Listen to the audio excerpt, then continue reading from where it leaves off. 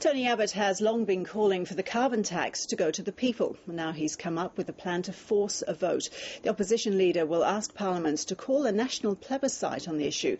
It would allow voters to have their say on whether they support Julia Gillard's carbon tax. But the Prime Minister and the Greens have dismissed the move as a costly stunt.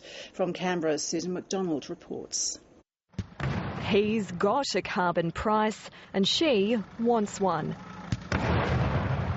Julia Gillard's hoping the visit of her New Zealand counterpart bolsters the case for action. If our Kiwi friends have got the guts to price carbon and to have an active carbon pricing scheme, surely we have to. Tony Abbott has upped the stakes, taking his direct action policy to a new level. She denied the Australian people a chance to vote on the carbon tax at the last election. This is the vote we have to have. He wants Parliament to agree to a non-binding plebiscite. The government's dismissed it as a stunt. Tony Abbott has never gotten over his election loss last August.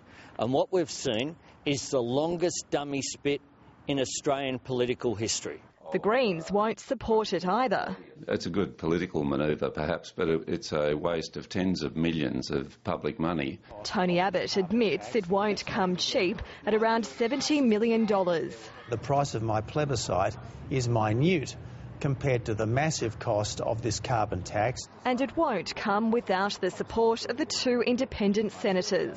The fairest way of dealing with this is for the government to finalise its package and for that package to be put to the Australian people via a plebiscite. I am confident that the public, when given the chance, will vote against this great big new tax and everything. Tony Abbott needs the bill to pass the Senate this week, the final sitting week before the Greens assume the balance of power.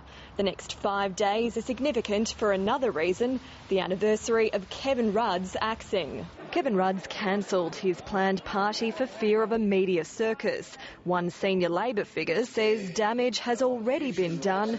Peter Beattie's calling for him to quit politics altogether. Susan McDonald, ABC News, Canberra.